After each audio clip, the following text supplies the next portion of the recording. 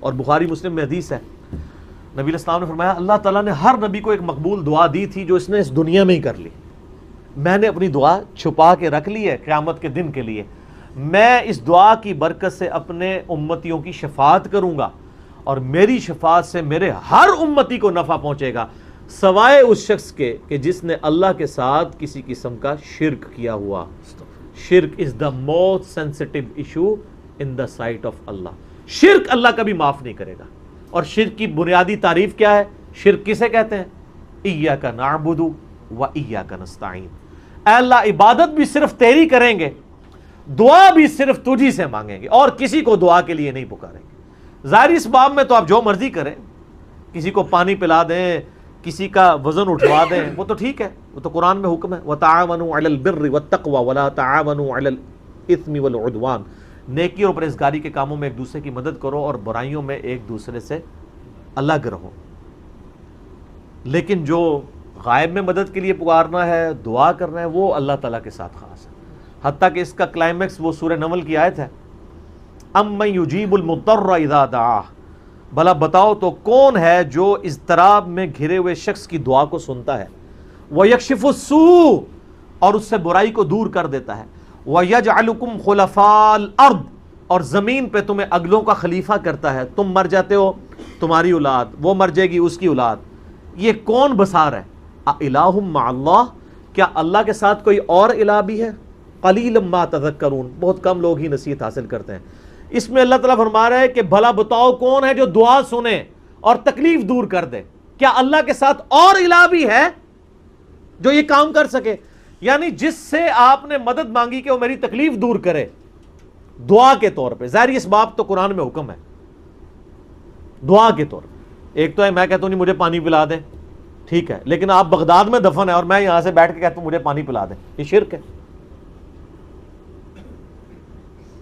یہ جھگڑا ہی نہیں ہے کہ مولا علی علیہ السلام کو اختیار ہے یا نہیں، مولا علی کو اللہ نے اختیار بھی دیا ہو تب بھی مولا علی کو آپ پکار نہیں سکتے مدد کے لیے، کیونکہ مولا علی بھی اللہ کو پکارتے تھے اور مولا علی کا ماننے والا بھی، مولا علی کا صحیح شیعہ کون ہوگا؟ جو اللہ کو پکارے، ایاک نعبد و ایاک نستعین۔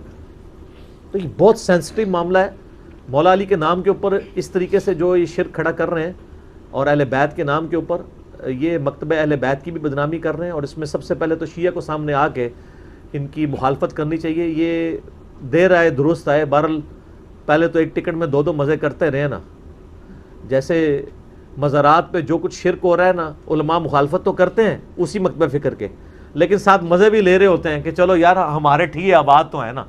یہی شیعہ کے علماء نے مجرمانہ غفلت کی، وہ مانتے تو تھے کہ یہ شرک کر رہے ہیں ذاکرین، لیکن وہ ایک ٹکٹ میں دو مزے کرتے ہیں، ان کا چلو ہماری پبلک تو جڑی ہوئی ہے نا، لیکن اب ان کو اندازہ ہوا کہ نہیں یار تو کام ٹپ گیا،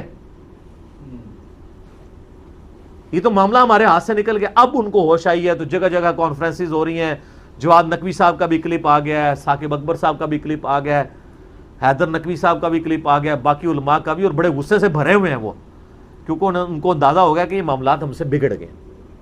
آپ یوٹیوب کے اوپر جا کے دیکھیں نصیریہ کے بارے میں ان کے کلپ، اور پھر بلکہ جواد نقوی صاحب نے تو بڑی بولڈ بات کی، انہوں نے کہا یہی باتیں ہیں جس کی وجہ سے پھر لوگ شیعہ کافر کے نعرے لگانا شروع کر دیتے ہیں، یہ تم لوگوں نے یہ کفر کر کے ان کو مجبور کیا ہے۔ ٹھیک ہے، بالکل ٹھیک۔ ویسے جو شیعہ کافر کے نعرے لگا رہے ہیں نا، میں تو ان کے حق میں نہیں ہوں، کیونکہ ان کے اپنے بزرگوں نے بھی یہی کام ڈالے ہوئے ہیں، ان کو تو حق ہی نہیں ہے، ٹھیک ہے نا۔ تو وہ ایک معاملہ الگ ہے، وہ آپ میرا یوٹیوب پہ کلپ دیکھ لیں، شیعہ کا کلمہ کا ثبوت۔ تو میں نے بتایا کہ شیعہ تو پھر بھی علی ولی اللہ کہتے ہیں نا، علی نبی اللہ نہیں کہتے ہیں، اور دوسرے فرقے جو ان کے خلاف کھڑے ہیں انہوں نے، ان کے مولویوں نے تو اپنے ناموں کے کلمے پڑھوائے ہوئے ہیں نبی کے نام کے ساتھ۔ تو علی ولی اللہ اگر کوئی کہتا ہے تو علی ولی اللہ سے ہمیں کوئی چڑ نہیں ہے، کلمے کے ساتھ ایڈ نہ کرے، علی بھی ولی اللہ ہیں، ابو بکر بھی ولی اللہ ہیں، عمر بھی ولی اللہ ہیں، عثمان بھی ولی اللہ ہیں رضی اللہ عنہم اجمعین وعلیہم السلام اجمعین۔ ہاں علی کو کوئی نبی مان لے یا علی کو کوئی رب مان لے تو وہ پکا کافر ہے۔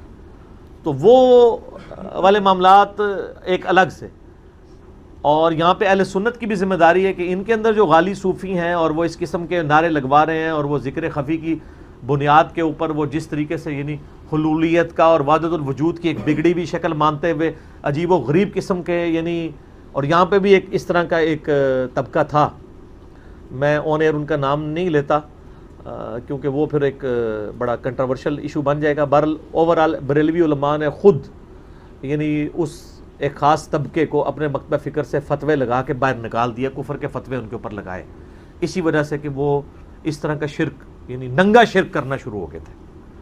لیکن شرک چاہے ننگا ہو یا چھپا ہوا ہو, دونوں ہی شرک منع ہے. عبادت کی ہر شکل اللہ کے علاوہ کسی اور کے لیے منع ہے, اور اس کی اعلیٰ ترین شکل وَإِيَّاكَ نَسْتَعِينُ, یہ تو خاص اللہ کے ساتھ ہے. اس لیے اللہ نے اسے اسپیشلی ذکر کیا ہے کہ عبادت بھی اللہ کی اور دعا بھی اللہ سے. حالانکہ دعا خود سے عبادت تھی, الگ سے ذکر کی ضرورت ہی نہیں, لیکن اللہ کو پتا تھا زیادہ شرک اسی میں ہونا ہے. اس امت میں شرک فی صفات والا جو معاملہ ہے نا, اس میں بڑا شرک یہی والا ہوا ہے. فی ذات تو بہت کم شرک ہے. یعنی ہمارے ہاں یہ چند غالی نصیریہ ہیں, کچھ غالی صوفی ہیں جو ذات میں شرک کریں, ورنہ اوورال سب اللہ کو ایک ہی مانتے ہیں. صفات میں جو شرک آیا نا, غیر اللہ کو استعانت کے لیے استغاثے کرنا, یہ بڑا خطرناک معاملہ ہے. اور میں آپ کو مزے کی بات بتاؤں, آپ اگر پازیٹیولی دعوت پیش کریں تو بڑے ایفیکٹ اس کے نکلتے ہیں. یہ کوئی 2010 یا 11 کی بات ہے. میں اسلام آباد میں I-10 میں ایک اہل تشیع بھائی تھے, انہوں نے مجھے یعنی افطار کے اوپر بلایا, رمضان کا ہی مہینہ تھا. کچھ 7-8 ان کے بھائی بیٹھے ہوئے تھے, وہ خود بھی بہت بڑے عالم دین ہیں, میں نام نہیں لیتا پھر وہ ایک پرسنل بات ہو جائے گی. تو وہاں پہ بیٹھے ہوئے نا یہی استعانت کا مسئلہ چھڑ گیا. میں نے کہا یا علی مدد نہ کہیں, آپ ویسے مولا علی سے محبت کا اظہار کریں لیکن مدد کے لیے نہ پکاریں. تو وہ کہنے لگے نہیں, ہم تو ان کو وسیلہ اور توسل سمجھتے ہیں, اللہ ہی کو پکارتے ہیں ہم, لیکن یا علی مدد کا مطلب آپ کو سمجھ نہیں آیا. میں نے کہا یار مجھے اردو نہیں آتی ہے, مجھے عربی نہیں آتی ہے. وہ کہتے ہیں یا علی مدد کا مطلب یہ ہوتا ہے کہ اے اللہ ہماری مدد کر علی کے وسیلے سے. میں نے کہا یہ تو نہیں ہے, اس کے لیے تو یہی جملہ بولا جائے گا جو آپ بول رہے ہیں. آپ تو ڈائریکٹ یہ الفاظ استعمال کرتے ہیں, یا اہل سنت کے ہاں لوگ یا شیخ عبد القادر جیلانی المدد کہہ رہے ہوتے ہیں, تو یہ تو منع ہے. پھر وہ خیر تھوڑا کھل کے سامنے ہے. وہ کہنے لگے دیکھیں نہیں, قرآن میں بھی تو آیا نا وَاسْتَعِينُوا بِالصَّبْرِ وَالصَّلَاةِ, صبر اور نماز کے ذریعے مدد چاہو.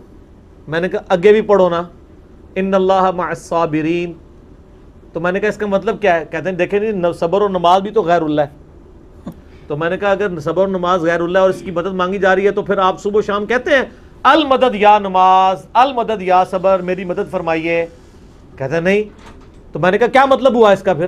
کہتا ہے اس کا مطلب ہے آپ نماز پڑھو تو اللہ کی مدد آ جائے گی. میں نے کہا ہاں یہی مطلب ہے نا. تو مولا علی کی سنت پہ چلو, مولا علی کے طریقے کے اوپر چلو تو اللہ کی مدد آ جائے گی. مولا علی کو تو نہ پکارو. کوئی کہتا ہے المدد یا نماز, المدد یا صبر. اچھا پھر کہتے ہیں جی ہاں یہ تو بات سمجھ آ گئی, بتائیں ممانعت کہاں ہے؟ پھر میں نے سورہ نمل کی وہ آیت پڑھی, امن یجیب المضطر اذا دعا ویکشف السوء ویجعلکم خلفاء الارض االہ مع اللہ قلیلا ما تذکرون. میں نے کہا اس آیت میں واضح آیا ہے کہ جو اللہ کے علاوہ کسی اور کو دعا کے لیے پکارنا سمجھتا ہے نا, وہ اسے خدا بنائے ہوئے ہے, معبود بنائے ہوئے ہے. کیونکہ اللہ تو کہہ رہا ہے کیا اللہ کے ساتھ کوئی اور الہ بھی ہے جس سے دعا مانگو؟ میں نے کہا یہ واضح ثبوت ہے کہ یہ شرک ہے. اچھا وہ آئے مائے شائیں کرنا شروع ہو گئے, لیکن وہاں جتنے 7-8 شیعہ بھائی باقی بیٹھے تھے نا, میں نے قرآن بھی انہی کا منگوایا. میں نے کہا جی مجھے بتائیں. انہوں نے کہا نہیں جی انجینئر صاحب آپ کی بات بالکل صحیح ہے, جو دلائل ہے نا وہ یہی, قرآن کی آیت تو یہی بتاتی ہے. تو الحمدللہ کئی لوگ دعوت قبول کر لیتے ہیں. اگر کوئی ہٹ دھرمی پہ اتر ہے تو اس کا تو کوئی علاج نہیں, ہم تو صرف بات پہنچا سکتے ہیں. باقی میں نے محنت کر کے ایک لیکچر بھی ریکارڈ کروا دیا ہے, مسئلہ نمبر 3, دعا صرف اللہ ہی سے. میری زندگی کے بہترین لیکچرز میں سے وہ ہزاروں لوگوں کی عقیدہ توحید کی اصلاح کا سبب بنا ہے, جس میں میں نے اپنا یہ ریسرچ پیپر نمبر 3 دعا صرف اللہ ہی سے, اس کو میں نے باقاعدہ اس میں پڑھایا ہے پورے ریسرچ پیپر کو. 8 پیجز پہ سارے شیطانی وسوسے جو عقیدہ استعانت کے حوالے سے یہ پیش کرتے ہیں, میں نے سب کے سب کور کیے ہیں. پچھلے دنوں میرا ایک کلپ اپلوڈ ہوا ہے, یا رسول اللہ انظر حالنا پہ صحیح عقیدہ, وہ بھی آپ دیکھ سکتے ہیں. دعا صرف اللہ ہی سے مسئلہ نمبر 3 دیکھیں, اور اسی کی ایکسٹینشن ہے مسئلہ نمبر 43, وسیلہ اور توسل کے صحیح احکام و مسائل. تو انشاءاللہ تعالی عقیدہ توحید کے حوالے سے آپ کی اصلاح ہو جائے گی انشاءاللہ.